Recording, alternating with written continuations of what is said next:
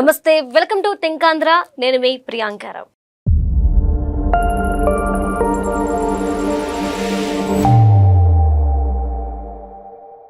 ఒంగోలులో టీడీపీ నేత దారుణ హత్య జరిగింది. ఇది అందరికీ తెలిసిన విషయమే. అయితే ఈ హత్యకు సంబంధించి టీడీపీ కార్యకర్తలు కొన్ని అనుమానాలు వ్యక్తం చేస్తూ కొన్ని కామెంట్స్ చేస్తున్నారు. అంటే ఇదంతా కూడా చంద్రబాబు గారి వైఫల్యం వల్లే ఈ హత్య జరిగింది, చంద్రబాబు నాయుడు వల్ల కార్యకర్తలు బలైపోతున్నారు అంటూ టీడీపీ కార్యకర్తలు ఆగ్రహం వ్యక్తం చేస్తున్నారు. అసలు ఏంటి, ఏం జరిగింది, ఎందుకు ఈ విధంగా వీళ్ళు మాట్లాడుతున్నారు, ఈ మాటల వెనుక ఆంతర్యం ఏంటి? దీనికి సంబంధించి మనతో మాట్లాడడానికి ఈ రోజు మనతో పాటు ప్రముఖ పొలిటికల్ అనలిస్ట్ అప్పసాని రాజేష్ గారు ఉన్నారు. ఆయనతో మాట్లాడదాం. నమస్కారం సార్.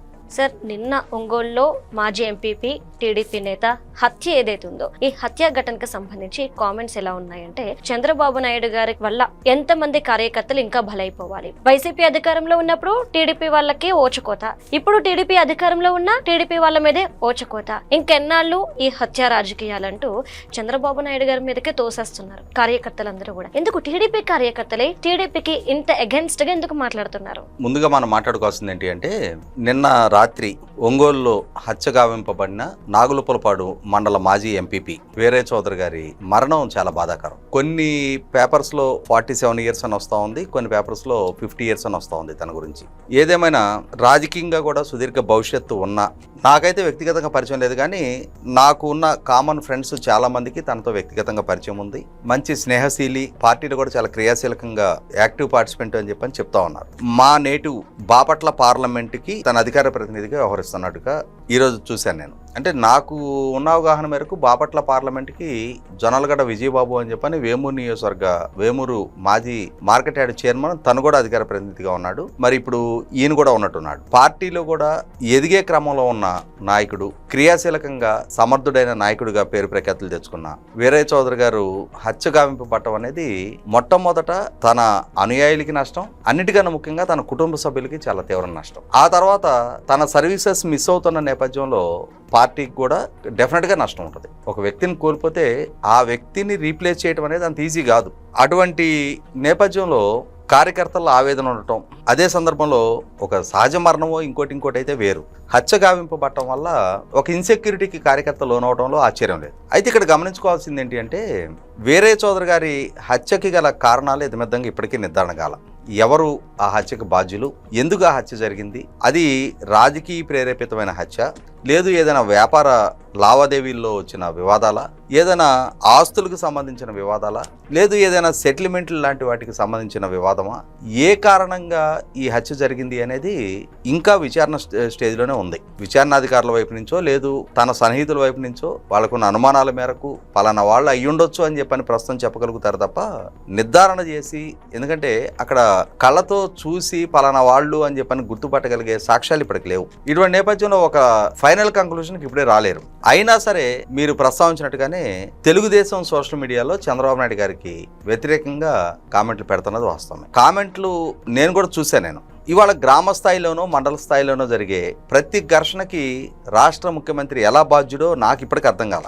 సహజంగా నేను కూడా సుదీర్ఘకాలం గ్రామ స్థాయిలో నాయకత్వం వహించాను. గ్రామ స్థాయిలో జరిగే ఘర్షణలకి ఆ గ్రామ స్థాయి నాయకుడు బాధ్యుడవుతాడు. ఆ గ్రామ స్థాయిలో జరిగే వివాదాలు మహా అయితే ఎమ్మెల్యే స్థాయికి, మండల స్థాయికి రీచ్ అవుతాయి. ఆ మండల నాయకులు ఎవరో ఈ నాయకుడు మరీ దుందుడుకు స్వభావంతో ఉంటున్నాడు అనుకున్నప్పుడు సున్నితంగా హెచ్చరిస్తారు, నువ్వు కొంచెం గొడవలు తగ్గించుకో, మంచిది కాదు, రేపు నీకు కూడా ప్రమాదంగా మారడానికి ఆస్కారం ఉంటుంది అని చెప్పని హెచ్చరిస్తారు. మండల స్థాయి వ్యవహారాలు ఏదైనా ఉంటే తప్పనిసరిగా ఆ జిల్లా వరకు, ఆ నియోజకవర్గ స్థాయి వరకు అక్కడున్న నాయకత్వం వాళ్ళు పరిష్కరించుకోవాల్సిన ఇష్యూస్. ప్రతి అంశాన్ని రాష్ట్ర ముఖ్యమంత్రికి, పార్టీ అధినేతకి ముడిపెట్టేసి, నిజంగా వీరయ్య చౌదరి గారికి అక్కడ ఎవరితో ఘర్షణ ఉందో ఎవరికి తెలియదు, ఆయన హత్య చేయించే అంతటి కోపం ఎవరికుందో ఎవరికి తెలియదు. ఇది రాజకీయ ప్రేరేపితమైన హత్య అనుకుందాం కొంతసేపు.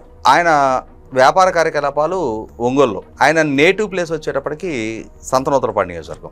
సంతనూతలపాడు నియోజకవర్గం వైసీపీ నాయకత్వం ఏమితో పొట్టిమిట్టాడుతూ ఉంది. ఒంగోలులో కూడా గత ఎన్నికల్లో వైసీపీ నుంచి పోటీ చేసిన బాలినేని శ్రీనివాసరెడ్డి గారు జనసేనలో చేరారు.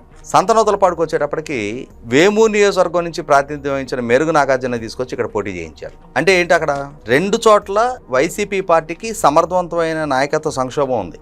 వైసీపీతో విభేదించి జనసేనలో చేరిన బాలినేని శ్రీనివాసరెడ్డి గారు ఒంగోలు టౌన్లో తెలుగుదేశం నాయకుల్ని హత్య చేయించే కార్యకలాపాలకు ఆయన పూనుకున్నాడా?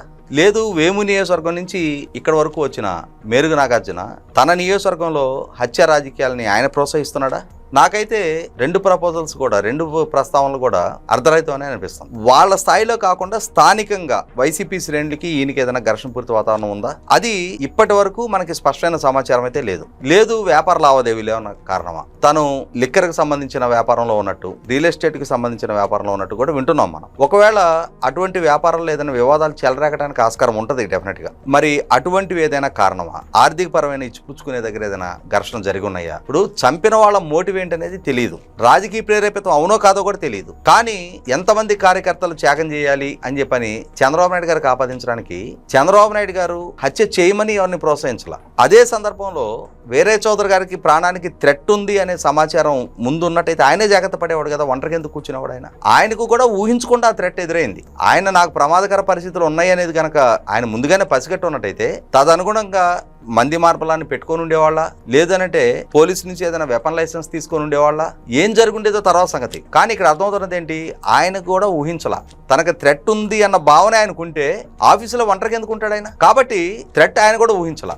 ఊహించని కోణం నుంచి ఆయనకు ఆ ప్రమాదం ఎదురైంది. అంత విద్వేషం పెంచుకున్న వ్యక్తులు ఎవరో అన్నిసార్లు కసిదీరా పొడిచి చంపారు అని అంటే చాలా కసి, కోపం, ఆగ్రహం అన్ని కలగలిపి వ్యక్తం చేసిన హత్యది. మరి అంతటి విద్వేషం ఎవరికుందో నేను అనుకోవడం అయితే వేరే చౌదరి గారికి అయితే పసిగట్ల. ఆయన ఎవరో ఆ ద్వేషం పెంచుకుంటా ఉన్నారు. అది రాజకీయంగా విభేదించే వాళ్ళ, ఇక్కడ రాజకీయంగా విభేదించే వాళ్ళు ప్రత్యర్థి రాజకీయ పార్టీ వాళ్ళు ఒక పక్క వాళ్ళ నాయకుడిని కేసులు వెంటాడుతూ ఉన్నాయి. మద్యం కుంభకోణం లాంటి కేసులు వాళ్ళ నాయకుడినే టచ్ చేసే పరిస్థితులు కనిపిస్తా ఉన్నాయి. వాళ్ళ నాయకుడే ఒక ఇన్సెక్యూరిటీలో ఉంటున్నాడు. అటువంటప్పుడు నాయకత్వం వైపు నుంచి వీళ్ళకి ఏదో మద్దతు దొరుకుతుంది కదా అని చెప్పని, ఎందుకంటే ఒక హత్య చేయాలి అనుకున్నా కూడా హత్య జరిగిన తర్వాత ఎదురుగాబోయే పరిస్థితులు, విచారణ, పోలీస్ డిపార్ట్మెంటు, కేసులు, జైలు, వీటన్నిటి నేపథ్యంలో రాజకీయ అండ ఉండాలని కోరుకుంటారు. అలా కోరుకునే వాళ్ళకి 100% ఇప్పుడు ఆ జిల్లాలో ఒక అగమగోచర పరిస్థితి కనిపిస్తా ఉంది. కాబట్టి వైసీపీ వాళ్ళు తెగించి హత్యకు పూనుకున్నారు అని అంటే మరి చాలా దుస్సాహసంగానే దాన్ని పరిగణించాలి. పోలీసులకి